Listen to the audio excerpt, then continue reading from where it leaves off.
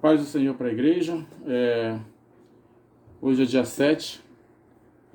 Nós vamos fazer uma reflexão, irmãos. Já são 10 para 7 da noite. Eu acabei me perdendo um pouco na hora. E eu gostaria de ler a continuação final do livro de Jó, que nós começamos ontem a falar. E eu queria compartilhar a última parte do livro de Jó. Diz assim, irmãos. Lá em Jó, no capítulo 42, vou botar aqui uma luz. A partir do verso 10. Diz assim, olha. Deus restaura a prosperidade de Jó. Mudou o Senhor a sorte de Jó, quando este orava pelos seus amigos. E o Senhor deu-lhe o dobro de tudo o que antes possuíra. Então vieram ele todos os seus irmãos, e todas as suas irmãs, e todos quanto dantes se conheceram, e comeram com ele em sua casa, e se condoeram dele, e o consolaram de todo o mal que o Senhor lhe havia enviado. Cada um lhe deu dinheiro e um anel de ouro. Assim abençoou o Senhor o último estado de Jó, mais do que o primeiro, porque veio a ter 14.000 ovelhas, 6.000 camelos, 1.000 juntas de bois e 1.000 jumentas. Também teve outros 7 filhos e 3 filhas. Chamou o nome da primeira Gemima, o da outra Késia, e o da terceira Querem-Rapuque. Em toda aquela terra não se acharam mulheres tão formosas como as filhas de Jó, e seu pai lhes deu herança entre 6 irmãos. Depois disto, viveu Jó 140 anos, e viu a seus filhos e aos filhos dos seus filhos, até a 4ª geração. Então morreu Jó, velho e farto de dias. Amém, igreja? A história de Jó é uma história, muitas vezes, para quem enxerga assim a primeira vez, como uma vergonha. Por que eu estou falando isso, irmãos?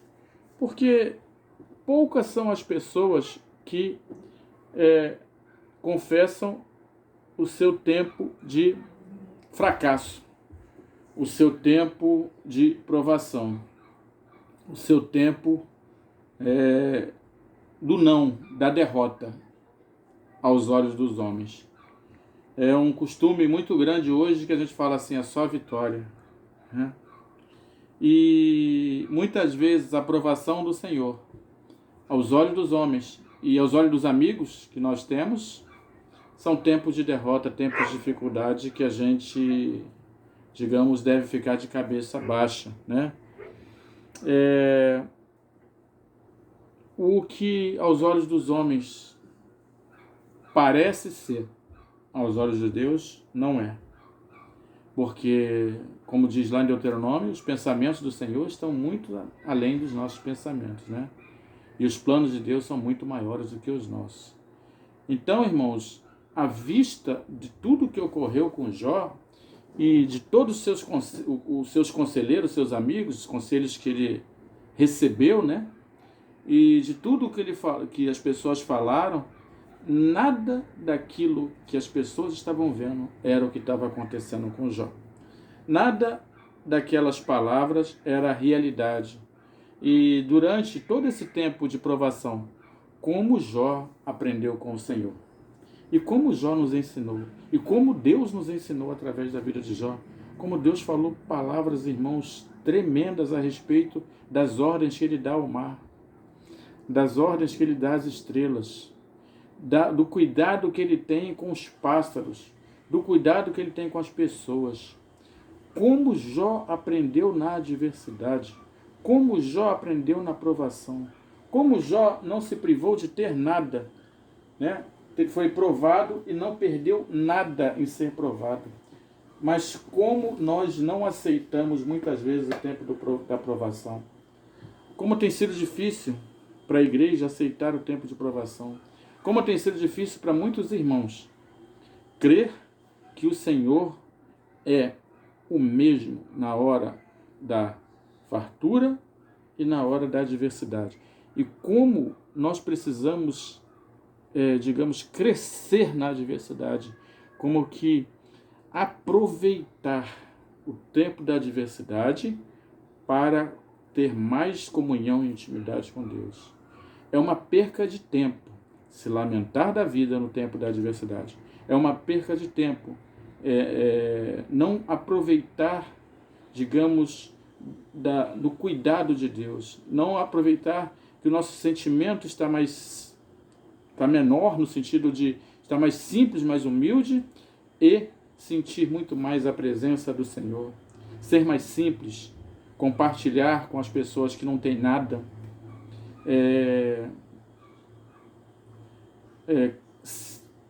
sentir o poder do Senhor e, muito mais do que isso, ser provado pelo Senhor e ser aprovado pelo Senhor.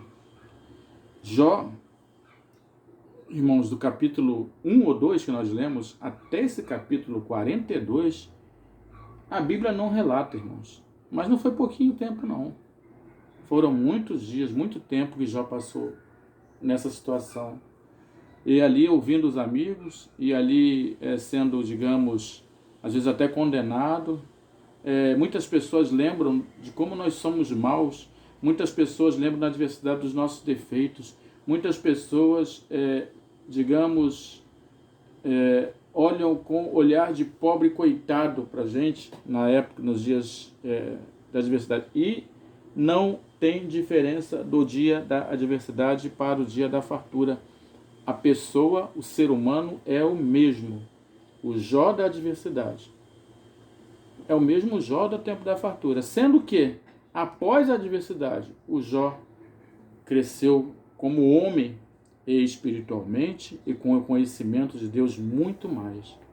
Então, o tempo da adversidade, eu falei que é o tempo de você aproveitar esse sentimento bom, de sentir a todo instante o poder de Deus, de sentir a todo instante o cuidado de Deus, de sentir os milagres acontecendo. Jó passou ali a adversidade, estava com feridas, mas, irmãos, ele continuou vivo, ele continuou com vigor, ele continuou, digamos, crendo no Senhor. Ouviu blasfêmias, palavras duras até da esposa dele, né?